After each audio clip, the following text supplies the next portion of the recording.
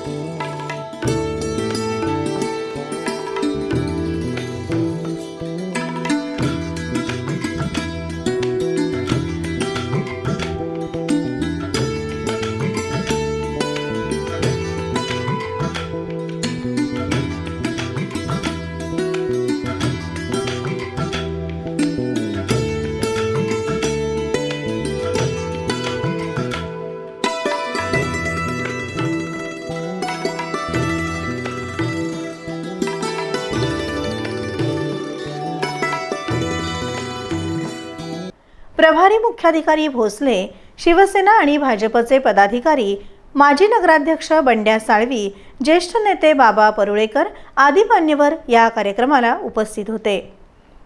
ज्येष्ठ उद्योजक रवींद्र सामंत यांनी नगराध्यक्ष आणि सर्व नगरसेवकांनी एकदिलानं काम केल्यास रत्नागिरीचा विकास वेगानं होईल अशी अपेक्षा व्यक्त केली.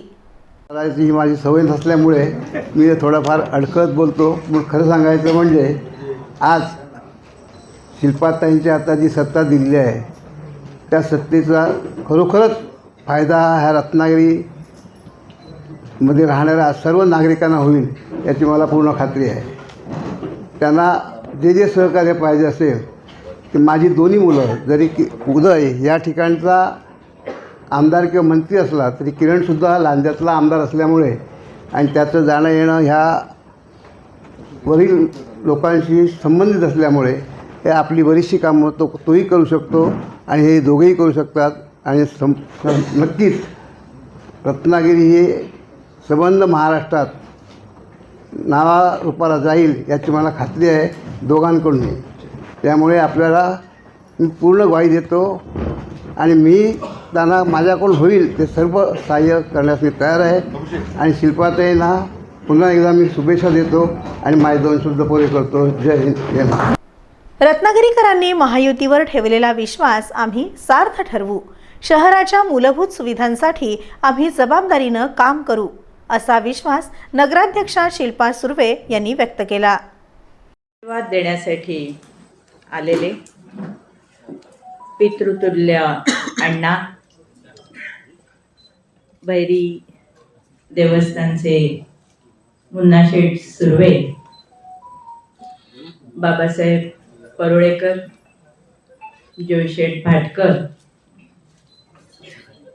आमचे तालुका प्रमुख आणि या सभागृहातील म्हणजे या रत्नागिरी नगर परिषदेचे माजी नगराध्यक्ष बंड्याशेठ साळवी, आमचे दादा शेटे, आमच्या महिलांच्या तालुका प्रमुख कांचनताई नागवेकर, शहराचे शहर प्रमुख बिपिनजी बंदरकर आणि आमच्या महिला शहर प्रमुख आणि या सभागृहातील माझ्या ज्येष्ठ सहकारी स्मितलताई पावसकर, आमचे तालुका प्रमुख बाबूशेठ माप, अनेक शहरातील ज्येष्ठ श्रेष्ठ मंडळी, आमचे पाटील साहेबही आलेले आहेत.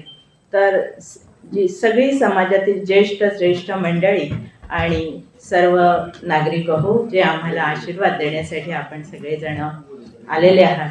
आणि या सभागृहामध्ये आलेले नवीन 32 सदस्य, या सर्वांचं मी स्वागत करते.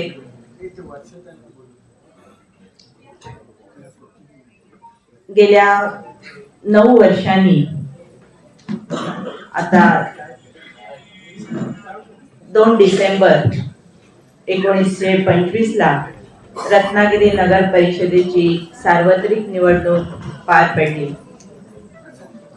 आणि रत्नागिरीकरांनी महायुतीला कल देऊन आमचे 29 नगरसेवक महायुतीचे निवडून दिले आणि सर्वाधिक मताधिक्याने नगराध्यक्ष म्हणून माझी निवड केलेली आहे. या प्रसंगी मी एवढंच सांगते की हे जबाबदारीचं पद आहे. संपूर्ण शहराची जबाबदारी माझ्यावर आणि माझ्याबरोबर असलेल्या 32 शिलेदारांवर आहे. प्रत्येक प्रभागातील आमचे नगरसेवक हे त्या त्या भागामध्ये अतिशय चांगलं काम करतीलच. या रत्नागिरी शहराचा गाढा चालवताना नक्कीच रत्नागिरीकरांना अभिप्रेत असलेला विकास, रत्नागिरीकरांच्या ज्या मूलभूत गरजा आहेत त्या सोडवण्यासाठी आम्ही सर्वजण सज्ज आहोत. त्यांच्या ज्या मूलभूत गरजा आहेत, मग रत्नागिरी शहरातील रस्ते असू दे, पाणी असू दे, वीज असू दे, या सर्व गरजा सोडवण्यासाठी आमचे नगरसेवक आणि आम्ही नक्कीच चांगल्या प्रकारे प्रयत्न करून त्या व्यवस्थित रीतीने सर्व नागरिकांना त्याचा पुरवठा करणार आहोत. नक्कीच या शहराचा विकास अतिशय चांगल्या पद्धतीने करून या रत्नागिरीच्या विकासाचा जो चढता आलेख आहे तो नक्कीच प्रतिपदेच्या चंद्राप्रमाणे वर्धिष्णू होत जाईल आणि महाराष्ट्रातल्या पटलावर रत्नागिरी शहर हे एक नंबरचं शहर आम्ही नक्कीच सगळेजण करू याची ग्वाही तुम्हाला देते आणि थांबते. आपण सर्वजण आम्हाला आशीर्वाद देण्यासाठी उपस्थित राहिला त्याबद्दल सगळ्यांचे धन्यवाद मानते आणि थांबते. जय हिंद, जय महाराष्ट्र. नव्या नेतृत्वामुळे रत्नागिरीकरांच्या अपेक्षांचा भार आता नगराध्यक्ष आणि नगरसेवकांवर आहे. शहर विकासाला नवं बळ मिळेल अशी आशा नागरिकांनी व्यक्त केली आहे. रत्नागिरी नगराध्यक्षपदी शिल्पा सुर्वे यांच्या निवडीमुळे शहर विकासाला गती मिळण्याची अपेक्षा व्यक्त केली जाते. पुढील वाटचाल कशी राहते याकडे सर्वांचं लक्ष लागलं आहे.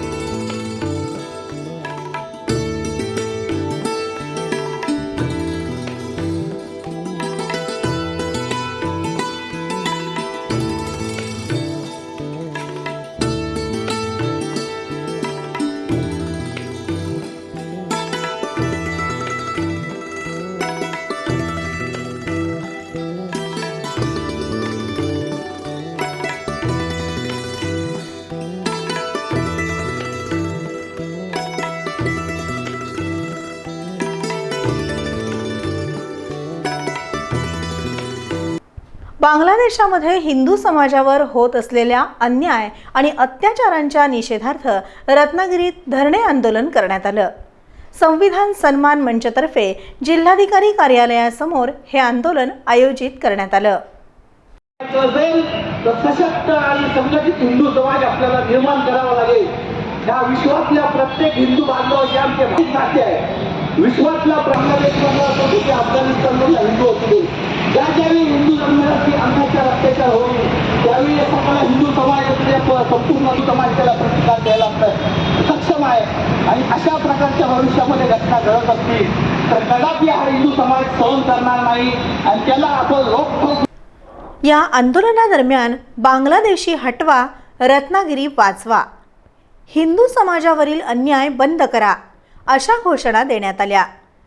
हिंदू समाजावर होत असलेल्या कथित अत्याचारांना आळा घालावा याबाबत केंद्र आणि राज्य शासनानं तातडीनं भूमिका घ्यावी अशी मागणी आंदोलकांनी केली.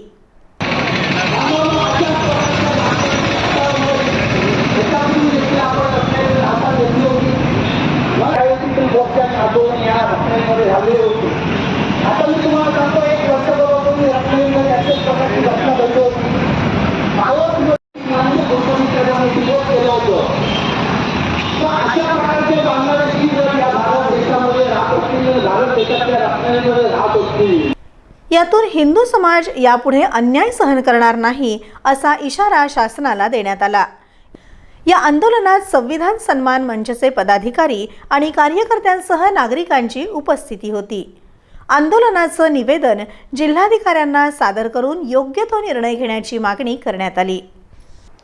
सरत्या वर्षाला निरोप आणि नववर्षाचं स्वागत करण्यासाठी कोकणातील समुद्रकिनारे पर्यटकांनी अक्षरशः फुलून गेले आहेत.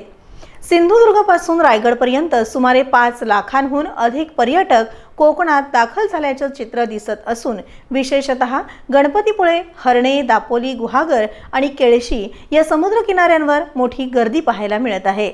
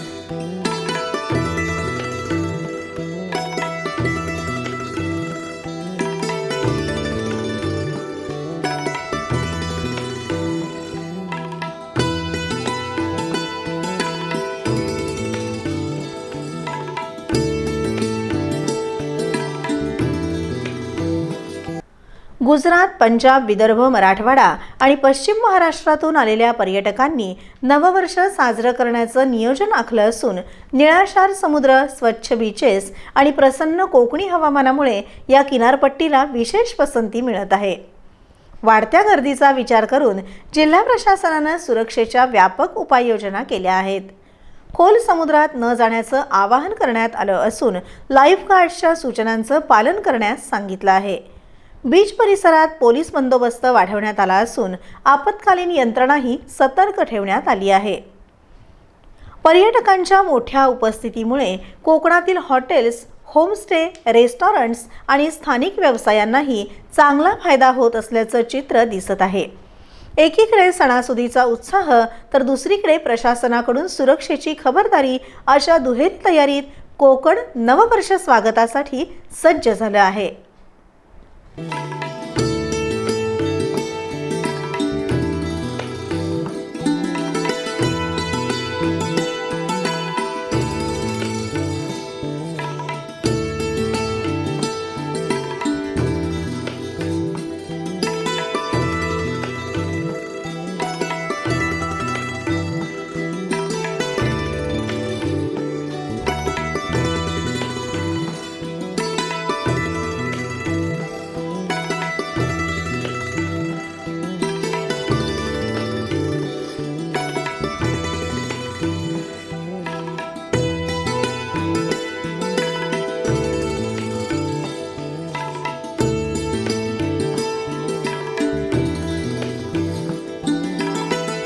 कोकणामध्ये कसं आहे, खूप स्वच्छ बीचेस आहेत आणि वॉटर स्पोर्ट्स, स्कुबा डायव्हिंग आणि खूप उंच सवारी असे खूप इत्यादी स्पोर्ट्स असल्यामुळे आम्ही यावेळेस आमच्या सुट्ट्या जे काही नवीन वर्षाच्या व क्रिसमसच्या सुट्ट्या आहेत त्या आम्ही यावेळेस असं ठरवलं की आपण ह्या पूर्ण सुट्ट्या आपण कोकणामध्ये घालवूया. आणि आम्हाला ह्या सगळ्या जवळजवळ आता 2-3 दिवस झाले आम्ही इथं वेळ घालवत आहे आणि आमचं खूप टाईम खूप छान जात आहे आणि आम्हाला आमच्या सुट्ट्या खूप छान एन्जॉय करता येत आहे.